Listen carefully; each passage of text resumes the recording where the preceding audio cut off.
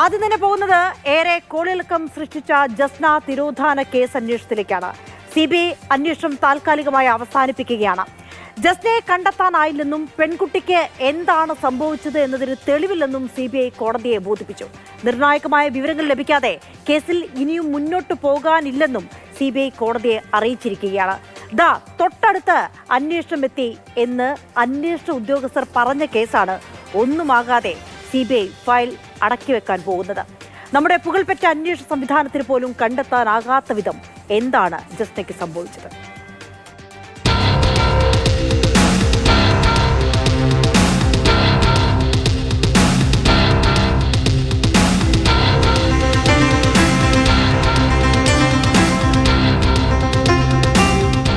തുടക്കം മുതൽ അടിമുടി ദുരൂഹതകൾ നിറഞ്ഞ കേസാണ് ജസ്നയുടെ തിരോധാനം. സ്വന്തം പിതാവ്, സുഹൃത്ത് തുടങ്ങി തുടക്കത്തിലെ സംശയമുനയിൽ വന്നത് നിരവധി അവിശ്വസനീയമായ പേരുകൾ. കൊലപാതകം, ആത്മഹത്യ, പ്രണയിച്ചുള്ള ഒളിച്ചോട്ടം മുതൽ രാജ്യാന്തര മതതീവ്രവാദ സംഘടനകളുടെ സ്വാധീനം വരെ അന്വേഷണ പരിധിയിൽ വന്നു. കേരളത്തിന്റെ ലോക്കൽ പോലീസ് മുതൽ രാജ്യത്തെ പ്രധാന അന്വേഷണ ഏജൻസിയായ CBI വരെ എത്തിയിട്ടും ഒരു തുമ്പും കണ്ടെത്താനായില്ല.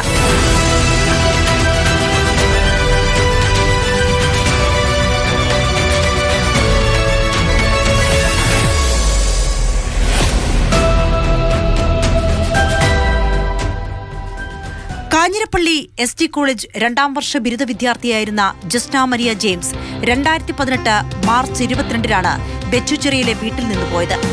മുണ്ടക്കയത്തെ ബന്ധുവീട്ടിലേക്ക് പോകാനെന്ന് പറഞ്ഞാണ് ഇറങ്ങിയത്. എരുമേലി വരെ ബസ്സിൽ വന്നതിന് തെളിവുണ്ട്. ചില കടകളിലെ CCTV ദൃശ്യങ്ങളിലും കണ്ടിരുന്നു. പിന്നീട് ജസ്നയെ ആരും കണ്ടിട്ടില്ല.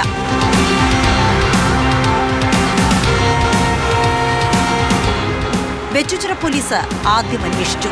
പിന്നീട് തിരുവല്ല DYSPയുടെ നേതൃത്വത്തിൽ പ്രത്യേക സംഘം രൂപീകരിച്ച് അന്വേഷണം നടത്തി. തുടക്കത്തിൽ ജസ്നയുടെ വീട് കേന്ദ്രീകരിച്ചായിരുന്നു അന്വേഷണം. പിതാവ് ജെയിംസ് അടക്കം ബന്ധുക്കളെ പലവട്ടം ചോദ്യം ചെയ്തു. രക്ഷയില്ലാതെ ക്രൈംബ്രാഞ്ചിനെ ഏൽപ്പിച്ചു. പ്രാർത്ഥനയിൽ തന്നെയായിരുന്നു ജസ്ന നമ്മൾ തിരിച്ചു വരും എന്ന് ഉറച്ചു വിശ്വസിക്കുന്നു. കുടക്, ബംഗളൂരു, മുംബൈ തുടങ്ങിയ സ്ഥലങ്ങളിൽ പരിശോധന, വിവിധ പരീക്ഷണങ്ങൾ, നിർമ്മാണത്തിലിരിക്കുന്ന വീട്ടിലടക്കം പരിശോധന, വനപ്രദേശങ്ങൾ വരെ തിരച്ചിലിന്റെ ഭാഗമായി. തിരോധാന കേസിൽ ഇതുവരെ പോകാത്ത എല്ലാ വഴികളിലൂടെയും അന്വേഷണ സംഘം കടന്നുപോയി. ജസ്നയെക്കുറിച്ച് വിശ്വസനീയമായ വിവരങ്ങൾ കിട്ടിയെന്ന് പത്തനംതിട്ട SP ആയിരുന്ന KG സൈമൺ പറഞ്ഞിരുന്നു. ഇത് ഞങ്ങളുടെ രണ്ടാമത് കിട്ടിയ കേസാണല്ലോ.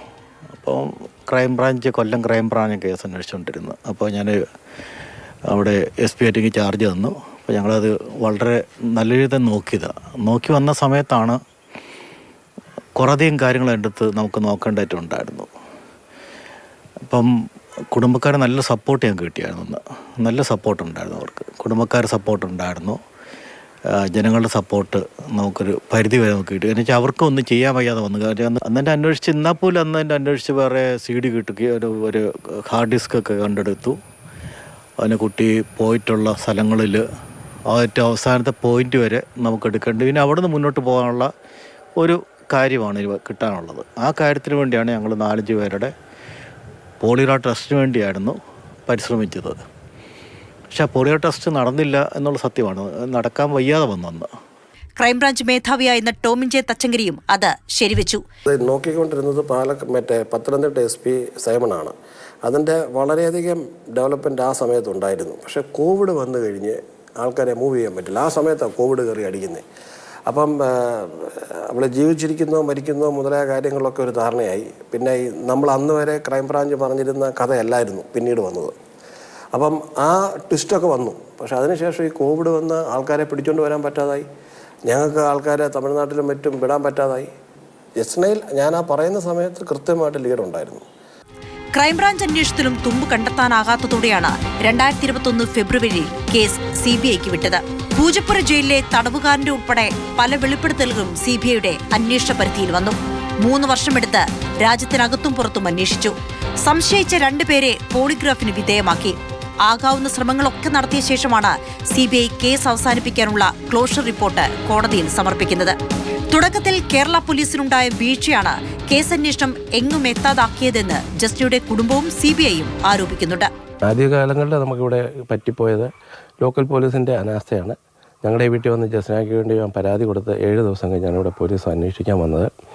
പിന്നെ ഇവിടെ കുറച്ച് ആൾക്കാർ വഴിതിരിക്കാൻ വേണ്ടി ഒത്തിരി രാഷ്ട്രീയ നേതാക്കന്മാർ ഒക്കെ വന്നപ്പോൾ നമുക്ക് കൃത്യമായിട്ട് അതിന് നമ്മൾ പറയുന്ന വഴി അന്വേഷിക്കാൻ അവർക്കും പറ്റിയില്ല. അവർ പറയുന്ന ഊഹാപോഹങ്ങൾ വെച്ച് അങ്ങോട്ടും ഇങ്ങോട്ടൊക്കെ പോയപ്പോൾ സമയം പോയി. ഒരു കാര്യം എനിക്ക് പറയാനുള്ളത്, ഈ രാജ്യത്തെ ഏറ്റവും പരമോന്നതമായിട്ടുള്ള അന്വേഷണ ഏജൻസിയാണ് CBI.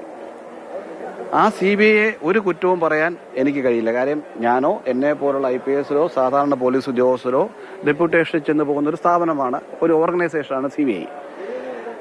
എനിക്ക് പറയാനുള്ളത്, ജസ്ന ഒരു മരീചികയൊന്നുമല്ല. ഈ പ്രപഞ്ചത്തിൽ എവിടെ അവർ ജീവിച്ചിരിക്കുകയോ മരിക്കുകയോ ഉണ്ടെങ്കിലും അവരെ CBI എന്നെങ്കിലും കണ്ടെത്തും. കാര്യം ഈ രാജ്യത്തെ ഏറ്റവും മികച്ച ഏജൻസിയാണ് CBI. അപ്പോൾ നിങ്ങൾ എന്നോട് ചോദിക്കും, പിന്നെ എന്തിനാണ് CBI ഇപ്പോൾ അത് ക്ലോഷർ റിപ്പോർട്ട് കൊടുത്തതെന്ന്? അതൊരു സാങ്കേതികത്വമാണ്. ക്രൈംബ്രാഞ്ചിലും പോലീസിലും കേരള പോലീസിലൊക്കെ ചെയ്യുന്നതാണ്. ഒരു കേസ് വളരെ നാളുകളോളം അന്വേഷിക്കുമ്പോൾ അതിന് ഒരു കൃത്യമായിട്ടുള്ള ലീഡില്ലെങ്കിൽ താൽക്കാലികമായി ഞങ്ങൾ അതൊരു ക്ലോഷർ റിപ്പോർട്ട് കൊടുത്ത് കോടതിയിൽ കൊടുക്കും. ഇനി എന്തെങ്കിലും ഒരു തെളിവ് അതിനെ സംബന്ധിച്ച് ഒരു സൂചന കിട്ടുകയാണെങ്കിൽ CBIക്ക് അത് തുടർന്നും അന്വേഷിക്കാവുന്നതാണ്. അപ്പോൾ അത് മുന്നോട്ട് പോകുന്നതാണ്. ജസ്ന നാടുവിട്ടോ, ആരെങ്കിലും കടത്തിയതാണോ, കൊലപ്പെടുത്തിയോ, ആത്മഹത്യ ചെയ്തോ, അങ്ങനെയെങ്കിൽ മൃതദേഹം എവിടെ? ചോദ്യങ്ങൾ നിരവധിയാണ്. സുകുമാരക്കുറുപ്പ് തിരോധാന കേസ് പോലെ ജസ്ന തിരോധാന കേസും തെളിയാതെ അടിമുടി ദുരൂഹതയായി തുടരുന്നു. കേസന്വേഷണ ചരിത്രത്തിലും അത് ഒരിരുട്ടാണ്.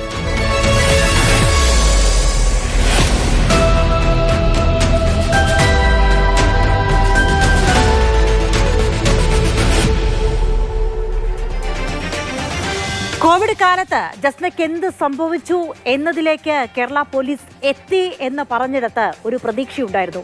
പിന്നീട് അത് മുന്നോട്ട് കൊണ്ടുപോകാൻ കഴിഞ്ഞില്ല. CBI കേസെടുത്തെങ്കിലും CBIക്കും കൃത്യമായ തെളിവുകൾ കിട്ടിയിട്ടില്ല.